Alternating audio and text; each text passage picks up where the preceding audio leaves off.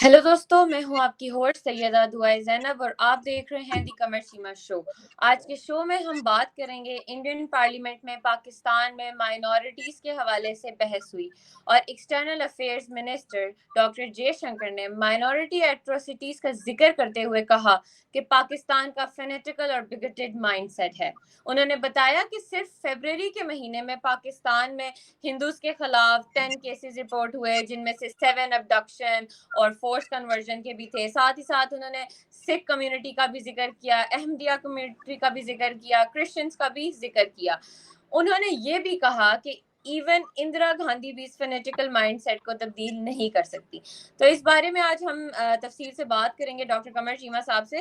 तो जी डॉक्टर साहब, जैसे आपने खबर देखी, तो जब इंडिया पार्लियामेंट में पाकिस्तान के माइनॉरिटीज के हालात पर सवाल उठाए गए, तो पाकिस्तान की पार्लियामेंट से इस सिलसिले में कोई वाज़े या जवाबी बयानात क्यों नहीं सुनने को मिलते? क्या इस साइलेंस से आप समझते हैं कि पाकिस्तान के लॉ मेकर्स उस तरह से, या एडवोकेट स्पोक पर्सन उस तरह से अपनी जिम्मेदारियां नहीं हल करे? Thank you. देखिए, दुआ पहली बात तो ये है कि आप जस्ट ये चेक करें उनका कॉन्फिडेंस कितना है। कॉन्फिडेंस ये है कि इंडियन लीडरशिप जो है वो कॉन्टिन्यूसली पाकिस्तान के बारे में बात करते हैं। वो बात करते हैं पाकिस्तान की माइनॉरिटीज़ के हवाले से, वो बात करते हैं जी कि आपके मुल्क के अंदर सिखों से, हिंदुओं से, उसके बाद अहमदिया से और बहुत सारे जो माइनॉरिटीज़ हैं उनके साथ ज़्यादती जुल्म हो रहा है और लोगों को कन्वर्ट किया जा रहा है। अच्छा, ये जो कन्वर्जन वाला सिनेरियो है, इसमें तो बहुत सारी रिपोर्ट्स ऐसी आई हैं जिसमें ये स्टोरीज ठीक हैं कि कन्वर्जन जो है वो गैर ज़रूरी, अनएथिकली और इवन के रिलीजियस अपरेटस के तहत भी नहीं की जा रही। ऐसे सोशो इकोनॉमिक या कल्चरल एनवायरनमेंट क्रिएट कर दिया जाता है कि लोग जो हैं वो कन्वर्ट हो जाते हैं फ्रॉम डिफरेंट, वो हिंदू हों, वो ईसाई हों। लेकिन दिस क्वेश्चन कि पाकिस्तान के बारे में ये कहना कि they have a phonetic mindset, ठीक है जी, फनेटिकल एंड बिगेटेड माइंडसेट, ये बहुत बड़ी बात है और बहुत बड़ी टर्म है। और ये बात इंडिया की पार्लियामेंट में हुई है। ये बात इंडिया की पार्लियामेंट में हुई है।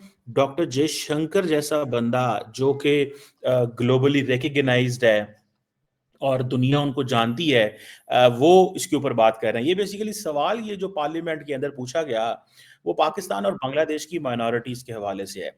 अब देखें, ये बेसिकली इंडिया की एक एग्रेसिव अप्रोच है, जरा इसको थोड़ा समझिएगा। ठीक है जी, एग्रेसिव अप्रोच क्या होता है? एग्रेसिव अप्रोच ये होती है कि आप जो गेंद है वो अपनी, वो जिसे आप कहते हैं ना, फुटबॉल के अंदर या हॉकी के अंदर एक आपकी साइड होती है, एक ऑपोजिट साइड होती है। तो आप अपनी डी से गेंद जो है वो दूसरे की डी में रखते हैं and you keep them all the time defensive. So India ने एक नई अप्रोच पाकिस्तान के बारे में अडॉप्ट की है कि आप एग्रेसिवली पाकिस्तान को बैकफुट पे करें। किस तरह कि जी आपकी माइनॉरिटीज जो हैं वो हैं। अब ये डिबेट कैसे शुरू हुई? ये डिबेट बड़ी इंटरेस्टिंग है। आज से कुछ साल पहले अमित शाह साहब, भारत के जो मिनिस्टर फॉर जो हैं वो हैं, क्या नाम है उसका, होम मिनिस्टर हैं, उन्होंने ये पार्लियामेंट के अंदर ये कहा कि ये बेसिकली उन्होंने बहस की पार्लियामेंट के अंदर। आई रिमेंबर बैक इन 2019, सो आज अभी की बात नहीं, पुरानी बात है। 2019 के अंदर उन्होंने ये बात की, एक वो सिटीजनशिप अमेंडमेंट बिल लेके आए लोकसभा के अंदर, और वहां पे अमित शाह साहब ने कहा कि जो नॉन मुस्लिम्स थे वहां वो पाकिस्तान में 23% थे। ठीक है जी, जबकि उन्होंने ये कहा कि 2011 के अंदर उनकी जो तादाद है वो कम होकर 3.7% रहेगी। This is what Amit Shah said. So ये जो बात है, ये this regarding Bangladesh and Pakistan. So उन्होंने ये क्लेम किया कि नॉन मुस्लिम्स 22-23% थे, ठीक है जी, और ये 23% अब जो है वो कम होके 3.7% रह गए हैं। और बांग्लादेश के हवाले से उन्होंने कहा कि बांग्लादेश की पॉपुलर के अंदर भी जो माइनॉरिटी है वो 7.8% आ गई है। अच्छा, ये जो जिसे कहते हैं ना 23 से 3.7% आना है, ये अब इंडिया के अंदर बहस शुरू होगी। और इसको फिर बहुत ज्यादा ये डिस्कशन शुरू हुई जब सिटीजनशिप अमेंडमेंट बिल आया राज्यसभा के अंदर। और उन्होंने कहा जी 20% पॉपुलेशन माइनॉरिटीज की कम हो गई है। Now this is where the Indian government started making narrative in an aggressive way. So एक तो वो आपको माइनॉरिटीज पे कह रहे हैं, क्यों कहते हैं क्योंकि वो दुनिया को ये बताना चाहते हैं, वेस्टर्न वर्ल्ड को ये बताते हैं कि अब भाई देखें पाकिस्तान के अंदर हालात इतने खराब हैं, और क्योंकि वेस्टर्न वर्ल्ड माइनॉरिटीज के बारे बड़ा केयरफुल रहती है, माइनॉरिटीज की बड़ी प्रोटेक्शन की बात करती है, तो जरूरी है कि पाकिस्तान को माइनॉरिटीज में एंगल में दुनिया के सामने दिखाओ। फिर दूसरा आपको पता है वो दहशतगर्दी का एक एंगल है जी, क्रॉस बॉर्डर टेररिज्म, ये दूसरा। सो उन्होंने पाकिस्तान को मुसलसल डिफेंसिव रखा है। लेकिन इसमें खूबसूरती जो दुआ वो ये है कि पाकिस्तान की पार्लियामेंट में जो पार्लियामेंटेरियन है वो बोलते ही नहीं है। जो मर्जी इंडियन पार्लियामेंट में हो जाए, इनके मुंह से एक लफ्ज नहीं निकलता। ये पता नहीं हमारी शायद पॉलिसी है कि इंडिया को खुश करना है, इंडिया की लीडरशिप को खुश करना है, नरेंद्र मोदी साहब के बारे में बोलना नहीं है। ये शायद अच्छे अच्छे पैगाम भेजना चाहते हैं मोहब्बत के, वो आगे से गोले बरसाते हैं, वो जिसे कहते हैं ना लफ्जी गोलाबारी करते हैं, और ये कहते हैं जनाब नहीं नहीं हमारे तो इंडिया से बहुत ये है वो है। भाई आप जरूर कहें इंडिया से ताल्लुकात करना अच्छे करना हमारी मजबूरी है, हमें जरूर ताल्लुकात बेहतर करने चाहिए। देखें पंजाब जो है ना, पंजाब देखें, अगले दिन भी मैं बात इस पे हम कर रहे थे फवाद चौधरी और मैं, कि पंजाब जो है ना the only landlocked province in in in Pakistan. Sindh connected with the उसके समंदर के साथ, KP connected with the Baloch के अफगानिस्तान के साथ, Balochistan connected with the KP with the Balochistan and Iran के साथ, और पाकिस्तान जो है वो लैंड पंजाब जो है वो लैंड लॉक्ड है बिकॉज ऑफ इंडिया, क्योंकि हमारा वो बॉर्डर नहीं खुला हुआ। सो हमें दोनों तरफ से प्रेशर है, हमारा तो हमें तो ये चाहिए कि हम बाहर निकलें, खुलें, सारा कुछ हो, लेकिन अनफॉर्चुनेटली ये नहीं है। अब ये अमित शाह ने इस बहस को शुरू कर दिया, अब इंडिया की पार्लियामेंट में ये बहस होती रहती है। हालांकि इसको मैं आपको मजे की बात बताऊं, मैंने इस पे थोड़ी रिसर्च की, और ये रिसर्च बेसिकली इंडिया टुडे ने एक छापी। ठीक है जी, ये बड़ी इंपॉर्टेंट मैं आपको बात बताने लगा हूं। उन्होंने कहा जी कि आफ्टर द फॉर्मेशन, जब पाकिस्तान की जो फर्स्ट सेंसस हुई बैक इन 1951, उस सेंसस में ईस्ट एंड वेस्ट पाकिस्तान जारी बात है दोनों इन्वॉल्व थे। ठीक है जी, उसमें कहा, दिस इज इंडिया टुडे को मैं कोट कर रहा हूं, this is not my version. India today ये कहता है कि 1951 की जो ईस्ट एंड वेस्ट पाकिस्तान की सेंसस हुई, उस सेंसस के अंदर जो शेयर ऑफ मुस्लिम्स था इन पाकिस्तान की जो ओवरऑल पॉपुलेशन में share of Muslims, that was 85.80%। 85.80% was the share of the Muslims, while जो non-Muslims थे they were about 14.20% in East Pakistan and West Pakistan। ये यानी कि बांग्लादेश और पाकिस्तान में 1951 में नॉन मुस्लिम्स 14.20% थे। अमित शाह साहब क्या कह रहे हैं? अमित शाह साहब कह रहे हैं कि जनाब पाकिस्तान के अंदर जो आबादी है वो 23% से 3.7% हो गई है, और बांग्लादेश के अंदर जो उस वक्त की पोजीशन बताई जाती है वो ये है कि जी वहां पे अब 7% हो गई है, 22% से 7% हो गई। सो ये आप इमेजिन करें कि ये जो सेंसस की बात हो रही है, so the one who will go check the statistics, check the data, वो कहेगा जी ये तो बांग्लादेश और पाकिस्तान की पॉपुलेशन जो माइनॉरिटीज है 14.20% है। लेकिन इवन देन अगर इस 14.20% है तो इसको तो बढ़ना चाहिए था, ये कम क्यों हुई? ये सवाल बड़ा जेन्युइन है। Yes. तो 14.20% अगर ये थी, अगर फॉर एग्जांपल आप पंजाब की देख लें, ठीक है जी, जिसे वो कहते हैं ना, अगर पाकिस्तान को देख लें, ठीक है जी, तो क्यों ये पॉपुलेशन पाकिस्तान में कम हुई, और बांग्लादेश में ये पॉपुलेशन क्यों जो है वो कम हुई? सो ये चीज है जो वो बताता है कि जैसे फॉर एग्जांपल ये एक सिस्टमिक, तो पहला तो डाटा जो है उसको समझना चाहिए। दूसरी बात यह है कि 14.2% भी था तो इससे भी क्यों कम हुई? क्यों आज पाकिस्तान के अंदर पॉपुलेशन 1% या 1.5% हिंदुओं की रह गई है? क्यों ये 6% नहीं है? क्यों 7% नहीं है?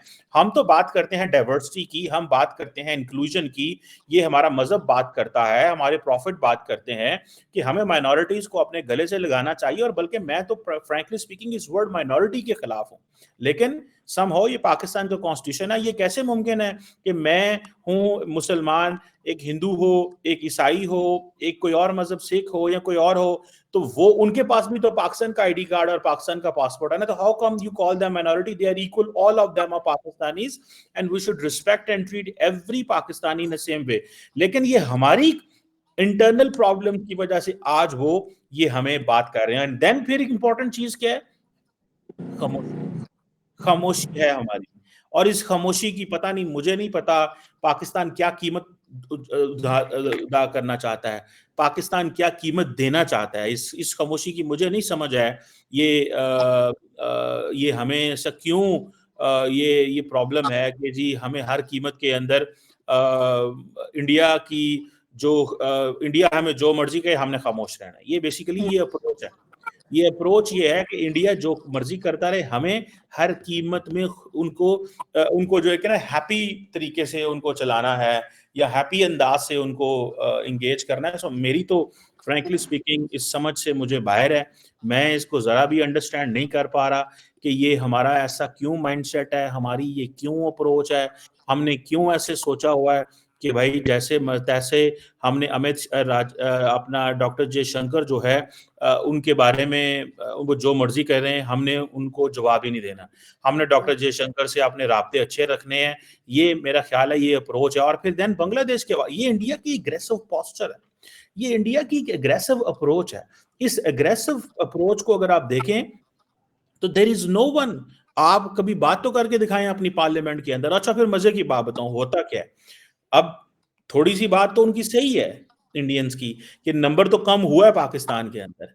एंड देन फिर क्या होता है कि फिर कई दफा हमारे माइनॉरिटी के जो एमएनएस हैं, सेनेटर्स हैं पार्लियामेंट के अंदर, वो जब बात करते हैं तो वो भी तो ये बात करते हैं। जैसे फॉर एग्जांपल अभी रमजान है, अभी खत्म हो गया रमजान, तो हमारे सेनेटर्स या पार्लियामेंटेरियंस कहते हैं यार आप लोग तो मुसलमान हो, लेकिन आप मुसलमान ही मुसलमान को लूटते हो। अभी रमजान आ रहा है तो आप लोगों ने कीमतें डबल कर दी हैं, तो आप ऐसे करें, आप हमारे पास आए, हम आपको वेलकम करते हैं। मतलब जिस तरह होता है कि अगर वेस्टर्न वर्ल्ड में आप जाते हैं, मैं देख रहा था डोनाल्ड ट्रंप साहब जो हैं वो अफ्तारी कर रहे थे मुसलमान एम्बेसडर्स के साथ, या लोग वेलकम करते हैं, या कोई इस तरह का फॉर एग्जांपल होली का इवेंट आए या कोई और इवेंट आए, तो पाकिस्तानी लीडरशिप जो है वो हिंदू कम्युनिटी के साथ या बाकियों के साथ आप उनके पास जाते हैं, उनको उनको इस चीज में शरीक करते हैं। जैसे क्रिसमस आती है तो लीडरशिप पाकिस्तान, तो ये मौके होते हैं, हमें इसमें सेलिब्रेट करना चाहिए। लेकिन हमारे फिर अपनी माइनॉरिटीज हमें ये कहना शुरू कर देते हैं कि भाई आप लोग तो एक दूसरे को लूटते हो।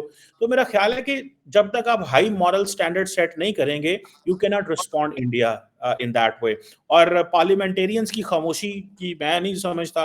हमारे फॉरेन मिनिस्टर साहब तो क्योंकि उनका ज्यादातर ध्यान जो है शायद वो गवर्नेंस पे है, उनका दिल करता है मैं भाग के कहीं इकोनॉमी की मिनिस्ट्री में पहुंच जाऊं, फाइनेंस की मिनिस्ट्री में पहुंच जाऊं, और मुझे फॉरेन पॉलिसी पे बात ना ही करनी पड़े तो बेहतर है। सो आई थिंक यहाँ पे थोड़ी सी इस एंगल से चीज को मेरा ख्याल है सोचना चाहिए।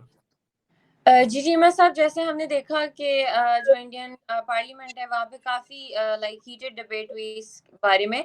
तो अगर इंडिया में भी माइनॉरिटीज़ को लेकर इतने एक्सटेंसिव प्रॉब्लम्स हैं, जैसे कि हमने देखा कम्युनल वायलेंस है, सोशल डिस्क्रिमिनेशन है, लीगल चैलेंजेस हैं, तो फिर इंडियन लॉ मेकर्स का या इस तरह उनके फॉरेन अफेयर मिनिस्टर्स का पाकिस्तान के माइनॉरिटीज़ पर इस तरह से बात करना या इतना ज़्यादा उस पर डिबेट करना, तो वो क्या करने की कोशिश है?